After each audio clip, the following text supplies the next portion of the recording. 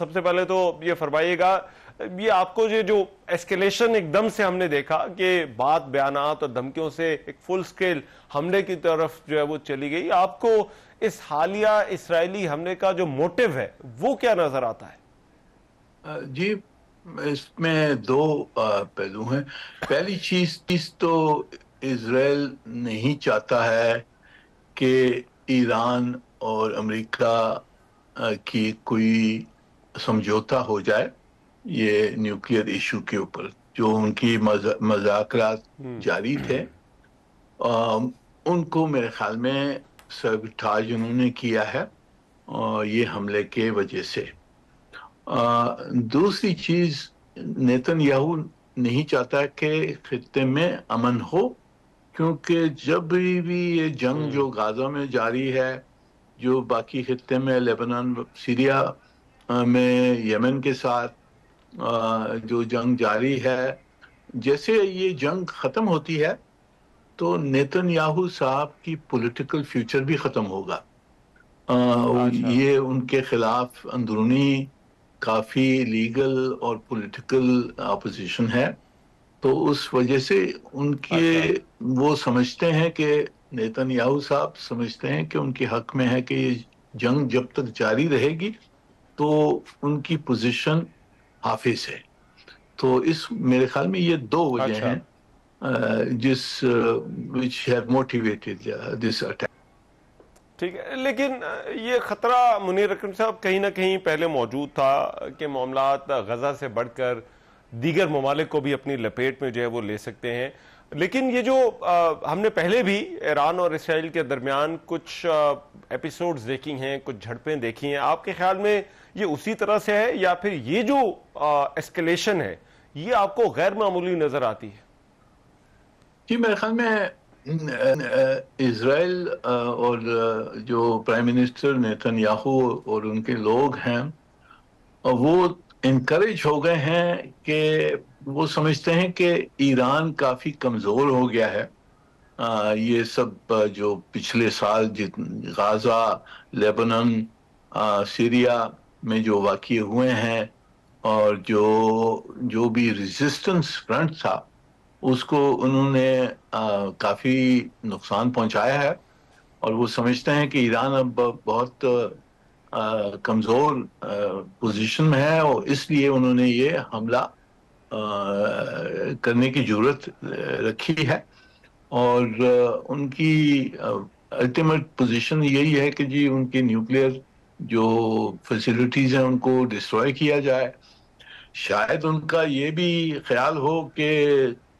زیادہ ہم ایران کو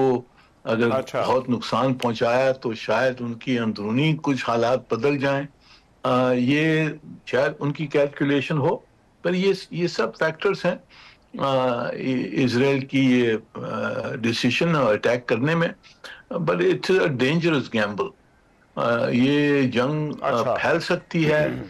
اور اس کے امکان بہت بڑے ہو سکتے ہیں خطے میں۔ اچھا منیر اکرم صاحب، ہم نے دیکھا ہے کہ پاکستان بھی خاصا متحرک رہا، آپ کے دور میں بھی اسرائیل کے خلاف جو قراردادیں یا جو سفارتکاری وہاں پر ہوتی رہی، مسلم ممالک خلاف ہیں، دنیا خلاف ہے، یورپی ممالک خلاف ہے جو کچھ وہ غزہ میں کر رہا ہے، لیکن اس کے باوجود ایسا لگتا ہے کہ اسرائیل پریشر میں نہیں آیا اور اس نے وہی کیا جو وہ کرنا چاہتا تھا۔ تو آپ کے خیال میں اس کی کیا وجہ ہے؟ اس میں سب میں بڑی جو وجہ ہے وہ ہے کہ اسرائیل کو امریکہ کی سپورٹ ہے اور اس کی حمایت ہے۔ یہ جنگ کے باوجود کہ اسرائیل نے جو کچھ زیادتیاں کی ہیں غزہ میں، اس کے باوجود امریکہ کی اس کو حمایت قائم رہی ہے۔ انہوں نے ویٹو استعمال کیا ہے اور جو ہتھیار ان کو دینے تھے وہ بھی دے رہے ہیں۔ تو اس وجہ سے اسرائیل اور جو ان کے پرائم منسٹر ہیں ان کو ایک سینس آف امپیونٹی ہے کہ ہمارے خلاف کچھ نہیں ہو سکے گا جب تک امریکہ ہمارے ساتھ ہے۔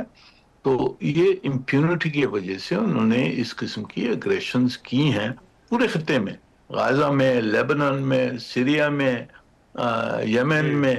اب اور ایران کے ساتھ. تو یہ جب تک ان کو یہ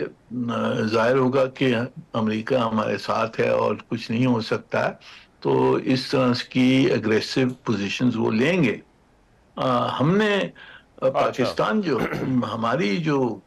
خیالات اس وقت ہونی چاہیے، پہلی چیز تو ہماری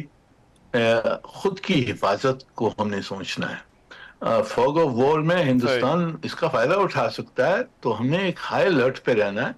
ہندوستان نے بھی کہا ہے کہ ہم نے پاز کیا ہے، تو پتہ نہیں وہ کیا کر سکتے ہیں ان حالات میں، تو ہم نے ہائی الرٹ پہ رہنا ہے. دوسری چیز کہ ہم نے ایران کی حمایت کرنی ہے، ہیومینیٹیرین اسسٹنس جو کچھ اور ان کو مدد کی ضرورت ہے ہم نے ان کو سپورٹ کرنا ہے، کیونکہ چارٹر کے تحت ان کے خلاف یہ اگریشن ہوا ہے جس طرح سے پاکستان کے خلاف ہندوستان نے اگریشن کیا تھا،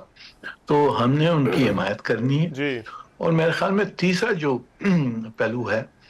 ہم نے پوری اسلامی دنیا کی ایک یونائٹڈ پوزیشن بنانی ہے جس میں عرب ممالکوں کو بھی ہم نے شامل کرنا ہے کہ وہ اسرائیل کے خلاف پوزیشن لیں اور ایران کی حمایت کریں، کیونکہ یہ بہت ضروری ہے اس وقت کہ یہ جنگ پھیلے نا. اب ایران نے بھی تھریٹ کیا ہے کہ جو امریکن بیسز ہیں ان کو حملہ کر سکتا ہے ان پہ، وہ خلیج میں ہیں. تو ہم نے تو اوائڈ کرنا ہے کہ یہ جنگ پھیلے نا، اس لیے پوری اسلامی دنیا کی ایک یونائٹڈ پوزیشن بنانی بہت ضروری ہے.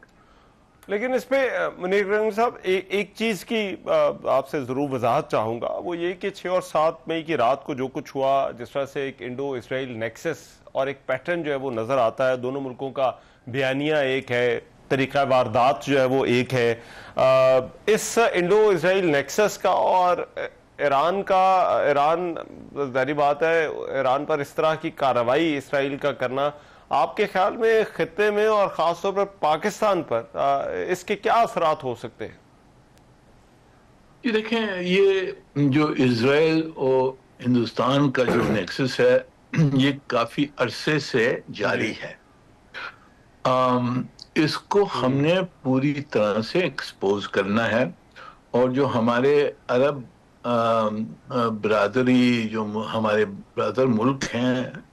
جو ان سب کو سمجھانا ہے کہ ہندوستان کے ساتھ آپ کے تعلقات جو ہیں وہ آپ کے خود کے انٹرسٹ میں نہیں ہیں، کیونکہ یہ اسرائیل کے ساتھ ملے ہوئے ہیں، اور ان کی اسٹریٹجک آبجیکٹیو یہی ہے کہ اس خطے میں اسرائیل اور ہندوستان کی ڈومینیشن ہو. مڈل ایسٹ میں اسرائیل کی ڈومینیشن، ساؤتھ ایشیا اور اس کے نیبرہڈ میں ہندوستان کی ڈومینیشن ہو. تو یہ اسٹریٹجکلی ہم نے عرب جو ممالک ہیں، ہمارے جو OIC میں جو ہمارے برادران ہیں، ان سب کو یہ سمجھانے کی ضرورت ہے اور ایکسپوز کرنے کی ضرورت ہے کس طرح سے اسرائیل ہندوستان کی مدد کر رہا ہے، اور جو کچھ ہندوستان دے رہا ہے، ہندوستان بھی آرم سپلائی کر رہا ہے اسرائیل کو، ان کی کولیبریشن ہے، اس کو ہم نے ایکسپوز کرنا ہے، ڈیٹیل میں ایکسپوز کرنا ہے، کیونکہ یہ نیکسس ہمارے خلاف ہے اور جو عرب ممالک ہیں ان کے خلاف بھی ہے. ٹھیک ہے، رائٹ. بہت شکریہ منیر اکرم صاحب ہمارے ساتھ موجود تھے، سابق مستقل مندوب پاکستان کے اقوام متحدہ میں، اور بات کر رہے تھے ایران اور اسرائیل کے درمیان جو اس وقت تنازع ہے، یہ صورتحال کیا رخ اختیار کر سکتی ہے. پروگرام میں بھی ایک بریک لے رہے ہیں، واپس آتے ہیں اس بریک کے بعد.